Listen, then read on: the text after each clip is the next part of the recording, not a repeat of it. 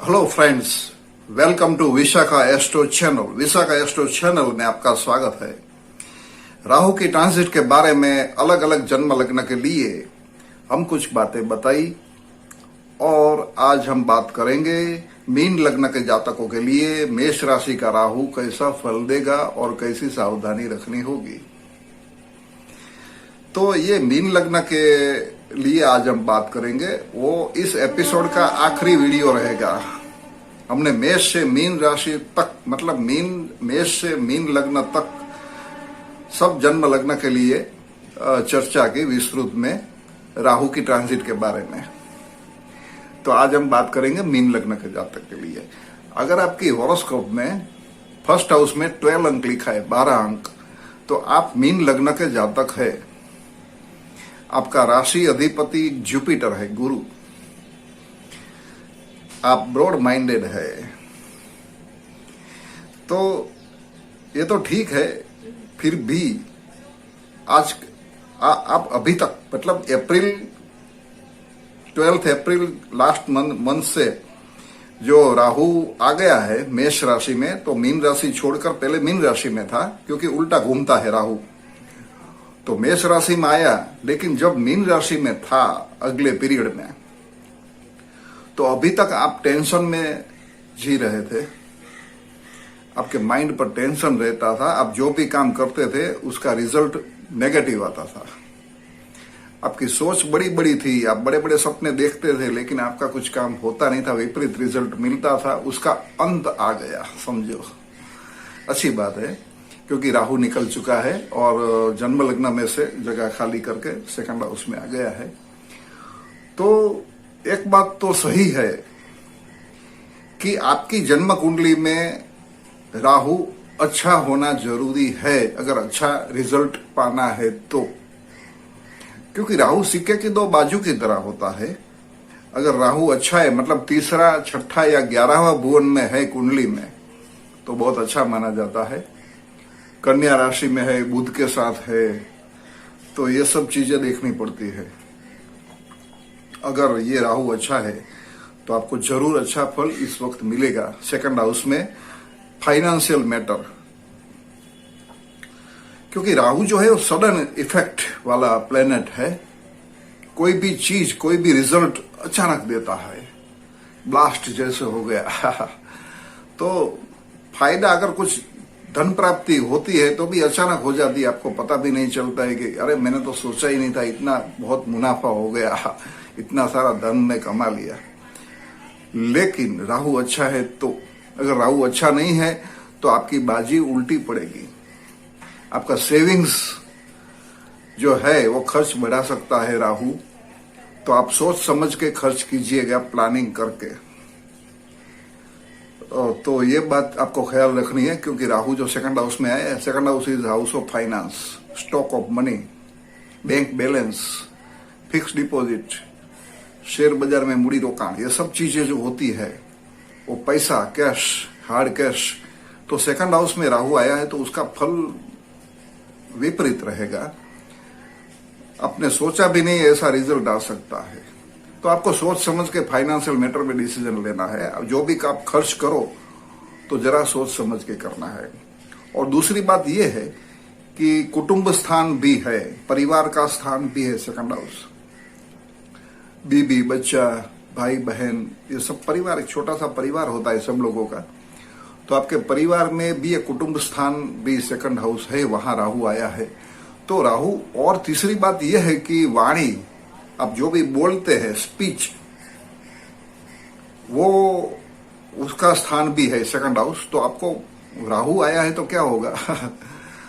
झूठ बोलने के लिए आदमी झूठ का सहारा ले सकता है। जो भी बोलेगा उसके माइंड में कुछ भी है, बोलेगा कुछ और।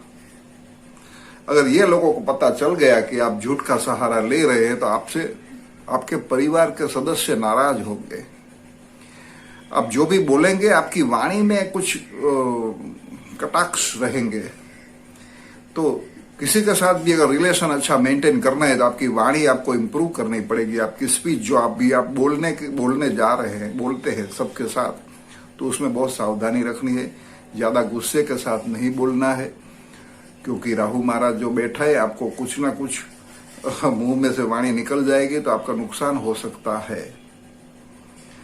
परिवार में भी राहु परिवार का स्थान में भी है, तो परिवार से आप शायद दूर जा सकते हैं, या परिवार के सदस्य आपसे दूर जा सकते हैं, और या तो परिवार में कोई सदस्य का बढ़ोतरी हो सकती है, कोई नया परिवार में सभ्य ऐड हो सकता है। ये सब चीज सेकंड हाउस में होती है।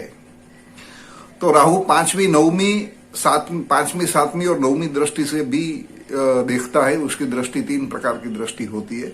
तो पांचवी दृष्टि से 6th हाउस को देखता है और नौवीं दृष्टि से 10th हाउस को देखता है। तो इसका सीधा मतलब ये हुआ कि जरूर न जरूर नौकरी, धंधा, व्यवसाय में बहुत बड़ा चेंज आने वाला है। ये 1.5 साल तक राहु रहता है एक राशि में। तो यहां आने वाले 1.5 साल मतलब अक्टूबर 2023 तक कुछ ना कुछ आपको चेंजेस जरूर महसूस करेंगे नौकरी, धंधा और व्यवसाय में, बिजनेस में।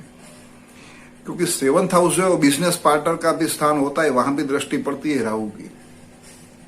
तो बहुत बड़ा चेंज आने वाला है आपकी नौकरी, धंधे, व्यवसाय में। शायद आपका स्थानांतर हो, बदली भी हो सकती है, आपकी ट्रांसफर भी हो सकती है, प्रमोशन मिलके।